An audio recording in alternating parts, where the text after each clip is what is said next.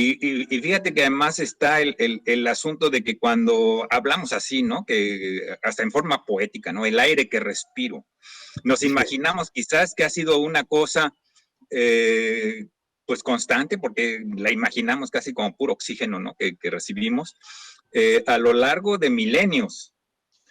Y la otra cosa que quizás es importante también hacer conciencia es que la composición de la atmósfera con los contaminantes ha cambiado a lo largo de la historia, ¿no? Y entonces, bueno, ya vimos que hay algunos contaminantes que tienen que ver con la actividad de los ecosistemas o procesos naturales, como lo de los volcanes que nos mencionabas.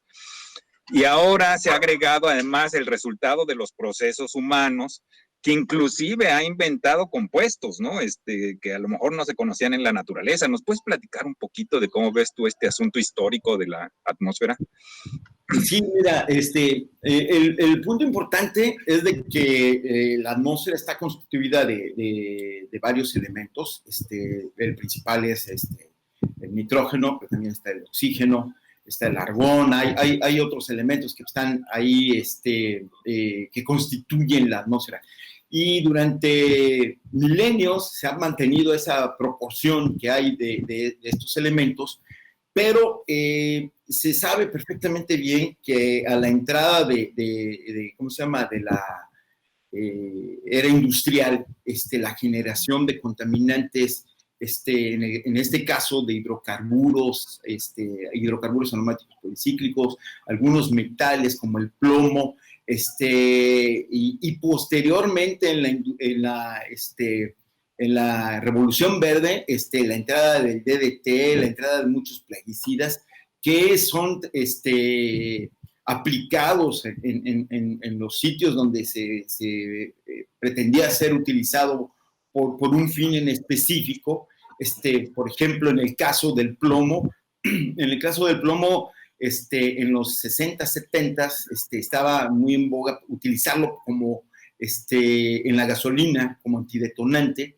Y entonces, de hecho, hay toda una historia acerca de cómo un investigador, Peterson, ve cómo el plomo que hay en la atmósfera y se va hasta el Ártico a ver cómo estaba la atmósfera antes de la época industrial, y entonces evidenció, dicen, ¿saben qué? No es la misma concentración de plomo que había en el aire a lo que hay ahorita y lo que había antes. Entonces había una contaminación.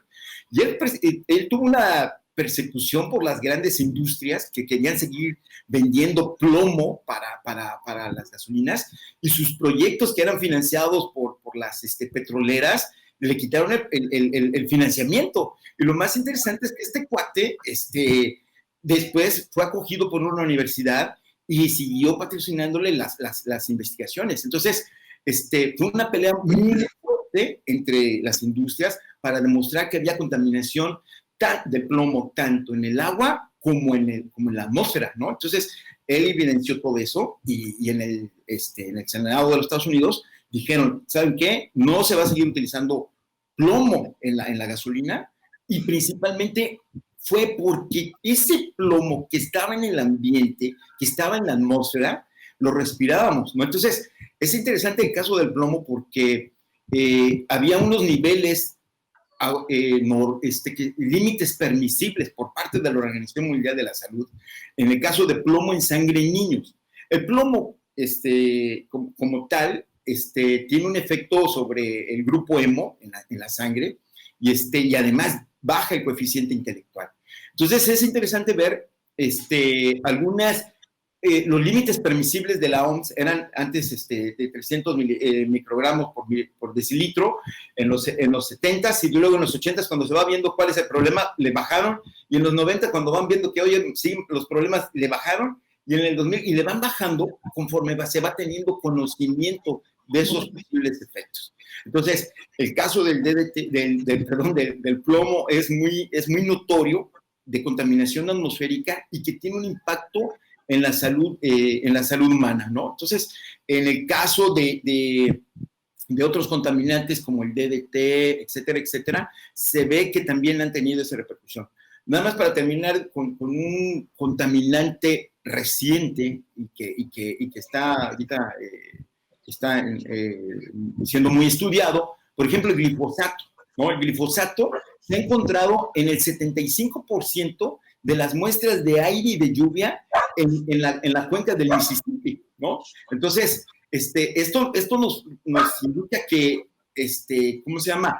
Que la contaminación atmosférica está teniendo una participación muy activa en la exposición humana, ¿no? Entonces, hay estudios muy interesantes de donde se hacen cadenas tróficas terrestres, cadenas tróficas acuáticas, y donde los contaminantes se van incrementando dependiendo del nivel trófico.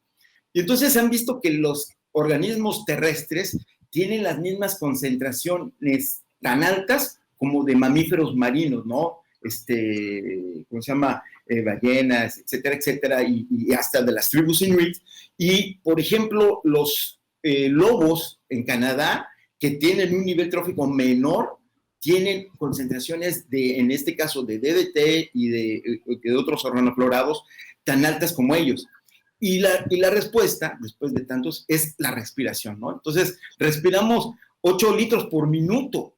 Entonces, ya con eso nos da una idea de qué tanto podemos estar incorporando a nuestro organismo, y muchos de los contaminantes se pueden quedar. El caso del plomo es muy notorio, ¿no? El plomo es un elemento y una forma de excretarse o de irse es a través del cabello, las uñas, pero se puede depositar en huesos y cosas por el estilo. Entonces, la respiración y obviamente la contaminación atmosférica tiene una participación muy activa en el efecto en la salud, ¿no?